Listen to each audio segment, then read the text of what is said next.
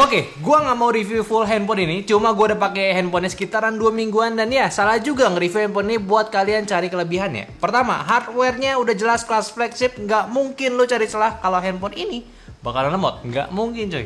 Dan juga software yang kita semua udah setuju, Samsung One UI itu adalah OS terbaik Android saat ini, plus handphone ini yang beda juga dari kebanyakan handphone lain. Nggak bisa cek secara performa aja, mesti lihat aspek lainnya juga. Jadi sekarang gue mau cerita-cerita sedikit lah buat gue sebagai pengguna Android biasa dan iPhone juga pindah ke handphone lipat flagship ini selama 2 mingguan. Ini beneran nih, gue switch ke handphone ini nih. Sosmed gue pindahin ke sini juga, cuma bank aja yang gak gue pindahin. Malas lapor customer service ya, repot gitu ya. Dan handphone ini gue juga dipinjemin sama toko online distributor ponsel. So kalau kalian mau beli Z Fold 5 yang sekarang udah gak PO lagi, ya ke toko ini aja. Dijamin barangnya aman, garansi juga sama-sama garansi dari Sein. Nah, jujur aja buat gue yang pindah sementara ke handphone ini pun gue nggak sepenuhnya girang. Gue bukan tipe orang yang suka banget sama barang bagus, apalagi barang inovasi kayak gini. Tetap senang, tapi ya mau udah berapa generasi pun ya, concern gue yang awal tuh pasti ya ini handphone nggak boleh jatuh cuy. Dah gitu, gue nggak pakai case lagi dan pakainya tuh ya namanya juga minjem gitu. Kalau mau modal dikit pakai case, cuma ya nanti bakal balik lagi si handphone ini ya mau diapain lagi case-nya. Jadi ya udah gitu, nggak ada case, mahal juga, jadi gue ngeri makainya. Untungnya sih sejauh ini aman, berdasarkan pengalaman gue sama handphone yang jarang jatuh juga. Ya bukan gue mau sombong, tapi ya semoga aja abis ini bahasanya nggak jatuh juga ya. Apalagi jatuh di tangan yang salah orang ya pasti nanti bakalan tekor saya. Jadi pakai handphone ini jujur aja emang kerasa jadi orang kaya. Prestigiusnya tuh dapat beda dari kebanyakan orang. Dan jujur aja gue curhat sedikit ya, pas gue ke mall Aeon deket kantor gue, ada ya di main hallnya itu banyak sales ya. Biasanya gue dulu di situ ditawarin debit Genius ya, cuman karena gue menentengnya handphone ini gue nggak ditanyain. Malah sales rumah yang biasanya gue nggak pernah ditawarin, jelas kayak ditawarin gitu. Kayak ini gue kayak nggak kelihatan orang kaya sebenarnya, tiba-tiba nawarin ke gue. Ini kayak unik gitu, kayak ya megang handphone ini bener-bener kerasa lah mewahnya. Apa yang dikasih Samsung ke Z Fold 5 ini sempurna buat ningkatin value kalau kalian udah berada di posisi yang profesional dengan pendapatan yang tinggi. Gue suka dengan simplisitas desainnya yang terkadang Samsung punya sendiri warna bespoke ya. Dan walaupun di seri ini nggak ada bespoke-nya, tetap kerasa one of a kind khusus untuk diri kita setelah beli handphone ini. Dengan style yang lebih rata di bagian hisnya ketika ditutup ya, dan juga mengurangi rasa khawatir apakah debu mudah masuk ke sini atau enggak juga. Plus pula dengan desain crease yang semakin invisible, gak hilang sepenuhnya memang, tapi Samsung udah menuju ke sana. Dan semoga aja dari desain ini permasalahan pada layar dan juga anti gores dalamnya ini udah berkurang. Serta list aluminium frame-nya pun juga somehow gue bisa identifikasi ini khas Samsung punya ya, kayak ya udah gitu ya, ini Samsung banget di tahun ini gitu. Ya cover screen-nya ini punya ukuran di 6,2 inci, resolusi di 904 x 2316 pixel, panel Dynamic AMOLED 2X, LTPO 24 sampai 120 Hz dengan lapisan Gorilla Glass Victus 2, kameranya pun punch hole Infinity O display. Dari segi ukuran sih sebenarnya enak ya buat dipakai satu tangan, dan malah gue sering pakai cover screen-nya ketimbang layar utamanya karena lebih cepat aksesnya kayak handphone biasa, dan ya bisa dipakai seperti handphone biasa juga, jadi nggak ribet makainya. Kalau layar utamanya dia di resolusi 7,6 inci, resolusi 1812 x 2176 pixel, panel foldable Dynamic AMOLED 2X, LTPO 1 sampai 120 Hz dengan kamera depan UDC under display kamera. Ini keren teknologinya. Cuma ya untuk ngejar kualitas, jelas ini kamera terburuk daripada kamera lain yang ada di handphone ini. Semoga ada pembaruan dan gue yakin ini belum matang juga untuk UDC-nya.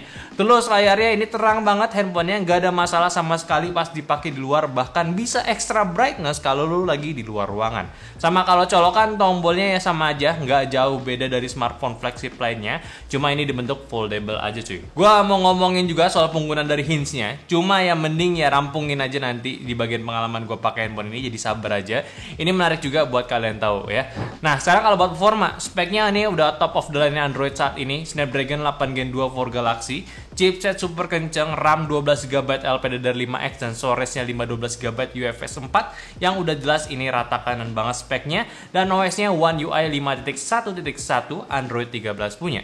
Dia juga ada pilihan yang 1225GB dan juga 12 1TB yang sekarang harganya itu start dari 24.999.000 sampai 29.999.000. Ya pokoknya urut aja lah dari bawah sampai ke atas ya.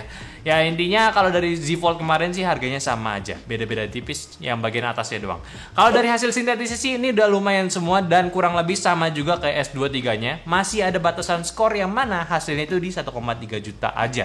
Biasanya udah di atas itu, apalagi kalau udah bicara tentang 8 Gen 2 di handphone gaming. Dan ini tergolong selamat juga karena RAM yang digunakan ini besar. Jadi kontribusi hasil Antutunya juga lumayan. Cuma bukan berarti ini jelek juga, ini masih aman kok. Cumanya lagi ya stabilitasnya ya yang agak disayangkan, handphone ini cuma dapat 71% aja buat wildlife extreme stressnya, dan juga CPU stressnya ini tahan di sekitar 75% aja. Ingat, ini bukan handphone gaming, ngebut bisa, cuma stabil ya belum tentu. Kalau vapor chamber ada dan lebih besar juga di handphone ini di 38% daripada generasi sebelumnya, yang sebenarnya sih tetap nggak besar-besar amat, tapi ya ada peningkatan. Kalau buat gaming ini juga udah cukup buat gua kasualan. Kalian juga udah lihat gimana settingannya ada di review lain untuk handphone ini. Gua cuma gunakan sehari-hari sih sebenarnya, kayak buat main game COD sama Broteto doang. Semuanya itu nggak ada masalah, performanya lancar, layarnya besar, cuma handlingnya agak rumit. Untuk layar-layar utama di genggam handphone itu jadi agak susah buat di tangan gua. Mungkin karena kebesaran juga. Terus kalau dipakai cover screen-nya jelas ya ini terlalu gepeng untuk gambarnya. Jadi mungkin ternyamannya di layar besar layaknya lu pakai tab aja sih. Cuma lagi yang gue kurang suka, dia ini tipikal handphone berat ya, di 200 gram lebih atau di 253 gram. Jadi buat dipegang lama ini auto pegel. Kalau buat main biasa, main di layar besar, terbiasa pegang handphone sih gue rasa masih cocok. Kalau buat gue sendiri ini kurang ya dari bobotnya. Dan kalau gue bisa beli ini pun mungkin gue bisa beli ke handphone kedua lah, khusus buat main gamenya aja. Nggak mungkin gue pakai ini buat main game lama. Kalau ngomongin soal panas ataupun thermalnya, ini handphone lumayan panas, bisa nyentuh di 45 derajat Celcius di area SoC-nya. Tapi yang bikin asik sebenarnya kalau kita main di layar utama mode landscape, otomatis kita nggak pegang area panas handphonenya ini. Karena kita pegang di sisi yang satunya, yang isinya cuma baterai doang dominannya. Jadi nggak masalah walaupun masih hangat handphonenya. Jadi kesimpulannya sih kalau main game di handphone ini ya paling bener kasualan aja. Bukan handphone gaming juga kan. Jadi ya handphone fold ya tujuannya udah beda bro. Udah beda buat ngomongin gaming lagi. Kalau kamera setup utama dia di 50 megapiksel main cam, 10 megapiksel telefoto dan 12 megapiksel ultrawide. Lalu untuk kamera depannya dia ada 10 megapiksel dan under display kameranya cuma di 4 megapiksel aja. Ya memang untuk UDC ini tujuannya itu bukan buat foto-foto, lebih buat video call aja udah paling bener fungsinya. Jadi ya jangan komplain banget kalau misalkan hasilnya nggak bagus. Nah, tapi kalau untuk kamera utamanya ini udah bagus. Dari warna standarnya udah natural, nggak menjurus ke kemana-mana, detailnya oke, dan juga dynamic range-nya pun pas. Kontrasnya juga nggak terlalu parah pula, bagus lah buat foto-foto doang. Standar Samsung lah kualitasnya. Kalau mode scene optimizer juga oke nih. Kurang lebih kayak mode HDR, dia itu ngatur permainan dynamic range-nya plus diatur dari AI-nya juga. Jadi untuk beberapa objek ada yang ditweak warnanya sedikit dan masih belum sampai saturated. Ya jadi masih oke lah. Buat orang-orang yang suka asal jepret pakai mode ini bagus banget. Kalau kamera ultrawide hasilnya bagus juga, dari warna sama kayak kamera utama. Untuk detail sebenarnya masih bagus juga untuk di area objek yang dekat. Tapi kalau udah di jarak jauh, objek yang tergolong ramai seperti rumput agak bahaya sih. Detailnya langsung kurang jelas. Tapi kalau soal dynamic range ini masih bagus juga. Kamera telefotonya lumayan oke lah. Buat di pengezooman awal 3 kalinya itu masih bagus. Cuma pas sudah main ke digital udah mulai processingnya cukup ngap untuk memberikan objek tetap bersih dan jelas. Tapi ya secara overall masih bagus juga lah telefotonya.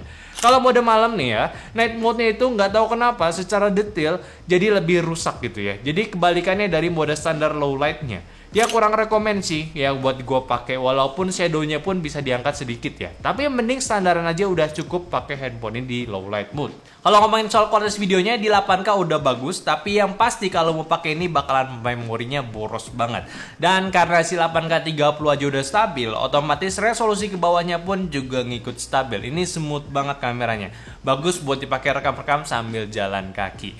Cuma kalau di posisi low light video 8K otomatis agak sulit buat ngejaga kualitasnya. Lebih baik mentokin aja di 4K biar dapat kualitas yang masih oke. Mic-nya bagus juga, suaranya clear antara suara kita sama objek di sekitarnya. Ini bagus banget suara dari mic-nya.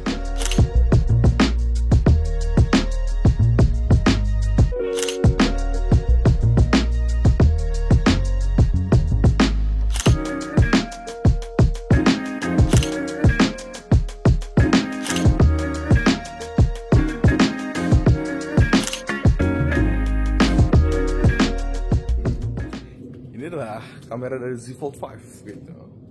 Ini kamera in display yang di under display maksud gue, yang di layarnya. layar gedenya nih kacau sih ya, karena lagi-lagi under display ya, jadi nggak bagus-bagus amat. Dan mic-nya juga nggak bagus-bagus amat, tapi ya nggak usah pakai yang inilah, udah jelas. Nah ini kamera depannya dari Z Fold 5 juga. Ini versi yang di kamera depan di cover screen-nya. Ini udah masuk akal dari bentuk gripnya gitu-gitu ya, lebih enak sih. Tapi sebenarnya juga bisa pakai yang cover screen gitu, pakai yang kamera belakangnya gitu, lebih bagus kayak begini. Nah ini mode cover screen-nya nih, ini lebih bagus jelas ya, karena ini basically pakai kamera belakang, jadi bisa di ultrawide-in. Nah gitu, mic-nya juga lebih bagus jelas ya daripada dua yang tadi. Cuman gue sih ini agak repot ya, dan gede banget gitu loh, gue megangnya agak-agak susah sih. Mungkin dilipat gitu, mungkin terserah lo lah, mungkin ada caranya, tapi ya gue sih nggak begitu suka sih, walaupun lebih bagus. Nah kalau gue pribadi milih ya, kalau misalnya kalian ada kebutuhan vlog gitu atau gimana atau mau laporan, lebih suka yang ini sih. Mungkin agak ngebling ya tempatnya ya gitu, tapi gue lebih suka ini sih yang di kamera depannya, yang bagian cover screen-nya. Karena dulu misalnya ada kebutuhan vlog gitu ya, lu kayak cuman bawa ini doang gitu, atau buat report, saya lagi di sini pak, lu bisa di kamera belakangin kayak gini langsung nih. Nah ini nih, nah, langsung kamera belakangin gitu ya, ngasih lihat sekitar. Seperti itu kira-kira. Gue lebih suka yang ini, walaupun ini saat gue pegang sih agak, mungkin karena siang juga jadi agak-agak anget gitu ya. Tapi ya udahlah. Mantap sekali Z Fold 5, Samsung Z Fold 5 balik ke studio. Let's go. Lanjut, konektivitas pada handphone ini yang sebenarnya nggak usah gue mention lagi. Udah 5G, ada NFC, Bluetooth 5.3, Wi-Fi 6E juga, sensor komplit ya, udah bagus banget. Baterainya juga bisa tahan sehari dengan tipe penggunaan kayak gue, dengan kapasitas yang masih sama juga di 4400 mAh, charging speednya di 25 watt kabelan dan 15 watt untuk wirelessnya, dan juga 4,5 watt untuk reverse wireless charging. Ya ini sih masih nggak ada masalah buat gue pakai harian. Intinya sih udah disokong sama 8 Gen 2 yang sekarang udah makin efisien, jadi baterainya tuh nggak seboros itu. Ya udah kebanyakan bahasnya juga, yang sebenarnya ini udah hampir full review jadinya. Langsung aja gue cerita pengalaman gue pakai handphone ini yang gue mulai dulu dari kelebihannya. Ingat, ini subjektif dari yang gue alamin ya. Untuk fitur Fold ini melimpah. Ini mungkin harus contoh sama brand handphone lain ketika deciding mau rilis kayak handphone gini, punya fitur Fold yang banyak dan berguna, biar nggak sekedar bikin handphone lipet doang. Samsung mungkin terbaik lah buat saat ini. Gue suka dia bisa multi apps yang banyak banget, jadi layar full, nggak cuma satu ataupun dua apps jalan bersamaan, tapi bisa lebih cuy. Cocok buat yang multitasker pengen handphone yang bisa punya rasa kayak PC juga cuy. Taskbarnya juga penting banget, shortcut lebih convenient buat pindah antar apps. Recent apps juga ada 4, switchnya pun cepat pula. Belum lagi apps Good Lock ya, aplikasi wajib lo install dan lo ekspor cara penggunaan handphone lo yang lo suka juga. Bahkan ada fitur biar bisa gue lanjutin penggunaan apps dari layar utama ke cover screen. Ini bagus banget menurut gue, jadi sat penggunaannya. Sama juga bisa nge-mirror tampilan home screen pula. Buat gue yang males nata-nata home screen jadi lebih mudah lagi, karena di hari-hari pertama gue pakai handphone ini, jujur aja gue terganggu dengan tampilan home screen yang berbeda antara cover dan juga layar foldable-nya. Ya wajib lo coba deh intinya abis beli handphone ini. Dari make up buat atur tampilan handphone lo, dan juga live up buat tweak penggunaan handphone lo. Ini nasuan banget buat Samsung. Tapping feel-nya buat handphone layar besar pun bener-bener nyaman, gak kaku juga gue pakainya karena udah otomatis kebagi dua ya. Gak kayak zaman dulu atau kita pakai tab sekarang, kalau layar lebar keyboardnya pun juga ikut lebar. Ini enggak, ini udah enak. Dan juga yang gue suka yaitu di bagian speakernya. Ini mungkin bisa gue nobatin jadi speaker terbaik nomor 2 setelah ROG Phone. Ini asik banget suaranya, stereonya rapi, terus detailnya dapet juga, immerse lah gila. Ya gak expect gue handphone ini punya speaker sebagus ini.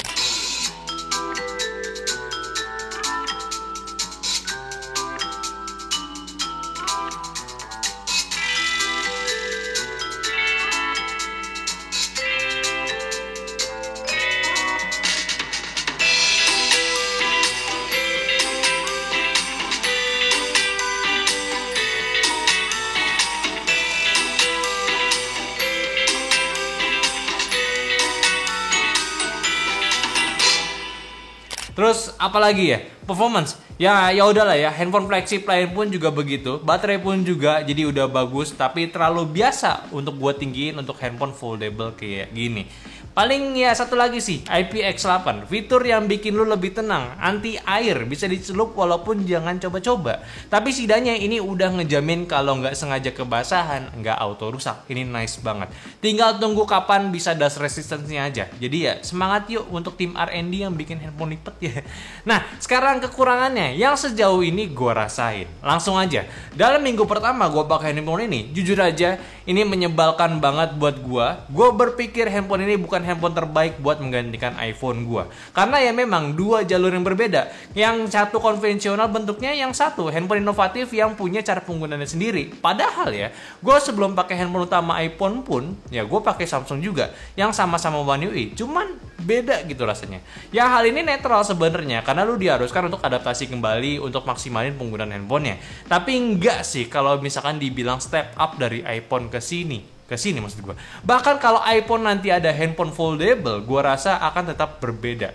Handphone biasa itu ya untuk orang yang nggak mau rumit pakai handphonenya, dan handphone fold itu buat yang mau rasain pengalaman baru sih. Itu simpelnya. Makanya gue heran kenapa pada bilang handphone ini bisa gantiin iPhone. Nggak cocok gitu sama gue. Dan kenapa bukannya jadi pengganti S23 series gitu? Kan lebih make sense. Sama-sama One UI kebentuk foldnya gitu. Lebih cepat buat adaptasinya. Apa pengguna S23 Ultra, S23 series itu lebih baik jangan ganti ke Fold karena nggak bisa zoom 100, zoom ke bulat? Nggak tahu juga ya. Ya lanjut, yang gua nggak suka lagi yaitu dari segi bobot. Buat kalian yang sering nontonin review nyantai, mungkin udah paham kalau gue itu tipenya itu suka sama handphone ringan. Di bawah 200 gram itu penting banget buat gue. Jadi ya ini bukan handphone yang cocok buat gue. Terus juga tadi kan gue udah sempat mention layar foldnya itu enak buat ngetik. Sekarang kekurangannya yaitu gue kurang suka ngetik di cover screen ya, karena terlalu ramping dan jempol gue cukup besar gitu. Jadi terlalu sulit buat jari gue nggak typo ngetik di cover screennya. Mau diatur cuma bisa diatur ketinggiannya doang. Jadi agak nyebelin kadang. Dan hal yang mengganggu juga yaitu sering lupa kalau misalkan fingerprint itu ada di sisi belakang handphonenya. Karena kebiasaan handphone biasa langsung di samping handphonenya, dan karena handphone ini gue harus mundurin jempol gue ke belakang sedikit. Gak masalah sebenarnya, cuma suka lupa aja. Tapi kalau nantinya ada in-display fingerprint buat cover screen-nya sih ini bakalan mantep banget. Dan selanjutnya, dengan banyaknya fitur fold yang berguna pada handphone ini, sebenarnya ada satu fitur yang menurut gue itu sangat-sangat absurd. Gak tahu cara kalian pakai itu kayak gimana, yaitu fitur flex mode. Ini gue nggak tahu fitur pentingnya itu buat apa. Cuma yang pasti kalau misalkan memang sesuai namanya aja flex mode, flexing, ya udah sebenarnya. Ini fitur aneh. Lu korbanin satu sisi layar lu cuma buat touchpad atau fitur lainnya. Ini menurut gue nggak, agak aneh gitu ya fitur yang satu ini. Nggak tahu sih fungsinya kayak gimana. Tapi gue sih nggak, agak risih gitu ya menggunakan fitur kayak beginian. Ngapain gue dikasih setengah layar cuma buat touchpad untuk layar full touchscreen dan atau sekedar shortcut yang bisa gue atur lewat notif panel atau gestur. Kayaknya enggak banget gitu. Tapi kalau cuma memang sesuai namanya ya aku sih yes aja ya. Kita balik lagi, kita setuju. Ya udah sih, sisanya apa ya? Ya Samsung Dex. Fitur yang ngubah jadi tampilan ke PC. Fitur menarik yang sebenarnya bisa digunakan oleh beberapa orang tertentu. Dia bisa pakai wireless dan juga kabelan, jadi nice. Tapi tetap handphone adalah handphone dan PC adalah PC. Dari segi interface dan experience-nya pun nih untuk dibuat ini sama aja. Jadi berbeda maksud gue. Jadi ya gue sih nggak suka pakai Dex. Tapi buat 2 minggu gue pakai handphone ini jujur aja masih banyak yang belum bisa gue explore. Tiap hari ada hal baru yang bisa gue temuin dan gue aplikasiin ke cara penggunaan gue. Ini handphone sebenarnya menarik banget dan pantas buat jadi contoh handphone lain yang lagi ngembangin handphone fold juga. Dan bukan hak gue memang komplainin fitur-fiturnya karena gue bukan pengguna asli handphone ini. Jadi sebenarnya kalau kalian bener-bener serius mau migrasi ke handphone lipat ini, lebih baik jangan nonton review performance-nya aja, cari tahu tentang cara mereka gunain handphonenya, plus minus dari pengalaman saat digunakan, dan juga tips and trick biar ketika lu beli handphonenya dan lu tidak buta apa yang lu harus lakukan. Makanya gue sendiri sebenarnya di kondisi yang sama kayak kalian ketika baru megang handphone ini. Gue user baru untuk handphone fold cuy. Mencoba menyukai handphone fold dan Samsung Z Fold 5 ini ya one of the best, walaupun tetap ada yang gue kurang suka. Cuma memang sistemnya udah cukup mateng. Gue rasa cocok buat kalian yang ingin nyobain handphone lipat saat ini. Dan menurut gue hal apa sih yang tepat buat beli handphone ini? Ya sebenarnya sih simple aja. Mungkin kalau kalian terlalu bosan dengan handphone biasa, pengen yang lebih mewah buat naikin value kalian, pengen handphone lipat yang sudah jelas terjamin, dan tentunya kalau kalian mau ngecengin iPhone kalau nggak punya handphone fold. Ya seperti itulah. Tapi gue saranin lagi, kalau bisa setelah beli ini pastiin garansi handphone itu udah jelas. Ya, SKR-nya aktif untuk handphone kalian dan kasih proteksi tambahan kayak casing dan juga anti gores untuk cover screen-nya. Walaupun gue yakin kalau kalian beli handphone ini itu tuh bukan orang miskin ya, tapi ngurusin hal yang berbelit itu kayaknya menyebalkan kalau misalkan sial. So kali lagi kalau misalkan mau beli, cek aja di deskripsi, kalian bisa cek distributor untuk handphonenya. Oke, mungkin aja lo pembahasan gue dari Samsung Z Fold 5. Tolong bantu juga share video ini ke teman-teman kalian yang lagi butuh handphone lipat yang bosan sama handphone biasa aja. Dan jangan lupa kasih pendapat di kolom komentar sama like video ini kalau kalian suka. Dan follow semua sosial media kita yang ada di Instagram, TikTok, Facebook, dan Discord yang semua linknya ada di deskripsi. Dan yang terakhir, sampai jumpa di video nyata selanjutnya. Bye-bye.